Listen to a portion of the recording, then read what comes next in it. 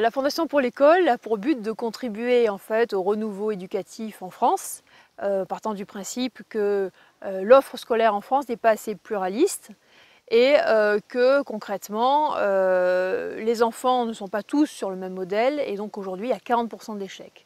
Il faut absolument penser à de nouvelles méthodes et une des solutions possibles c'est de créer des écoles complètement libres pour que la richesse de la société civile en fait, donne lieu à des écoles extrêmement diversifiées pour que tous puissent réussir. Je crois que l'enseignement catholique a perdu en partie, peut-être, le goût d'être complètement lui-même. Et dans le désir de se faire reconnaître par l'État, dans le désir d'être normal, de faire partie du service public d'éducation nationale, tout ce désir de reconnaissance, en fait, lui est, à mon avis, préjudiciable. L'enseignement catholique doit renouer avec sa mission première, qui est de former les enfants dans le sens de la vérité, dans la recherche de la vérité, en s'appuyant sur le patrimoine culturel, spirituel de l'Église catholique. Les écoles hors contrat ou les écoles indépendantes sont très variées. Il y a des écoles confessionnelles, des écoles non confessionnelles, des écoles primaires, secondaires, lycées, des écoles techniques. Et depuis quelque temps se développe aussi une forte demande pour avoir des écoles dans les endroits les plus difficiles en France et notamment dans les banlieues dites sensibles. Et une rencontre a eu lieu entre des professionnels de l'éducation, la commune de Montfermeil et notre fondation. Et petit à petit, on s'est dit qu'il fallait vraiment essayer de proposer plus de choix aux familles de Montfermeil qui souffraient finalement de ne pas avoir un choix comme dans les centres-villes. Dans les centres-villes, vous avez un choix entre le privé, le public, différentes écoles.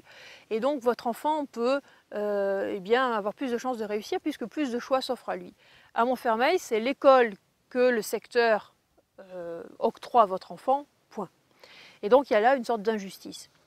Et nous avons décidé donc de répondre positivement à cette rencontre en finançant assez lourdement pour la première année et sans doute la seconde. Une école est née qui s'appelle Alexandre Dumas. Cette école est portée notamment par une fondation que nous avons hébergée dans notre fondation qui s'appelle la Fondation Espérance Banlieue. Et donc cette école a pour vocation de développer une expérience pilote qui puisse être dupliquée dans d'autres banlieues ou quartiers difficiles. Et on a commencé avec 8 élèves et dès la fin de la première année, l'école avait complètement explosé et nous ouvrons notre deuxième année avec 81 élèves. Les locaux sont extrêmement modestes, les professeurs sont très engagés, c'est-à-dire que de 8 h du matin jusqu'à 7 h du soir, ils sont là, la disponibilité totale des élèves. Ils acceptent d'être des éducateurs autant que des instructeurs. Ils ne comptent pas leur temps, ils font un suivi personnalisé de chaque élève. La discipline est très forte et en même temps, c'est une atmosphère de joie et d'attention aux enfants. Donc cet équilibre n'est pas très habituel.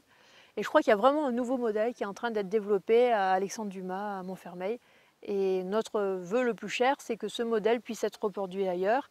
Et pour ça, certainement, comme les élus locaux sont de plus en plus intéressés par cette école, on devrait pouvoir trouver l'appui de plus en plus d'élus qui comprennent que les gens qui habitent chez eux ont vraiment besoin d'avoir un choix aujourd'hui.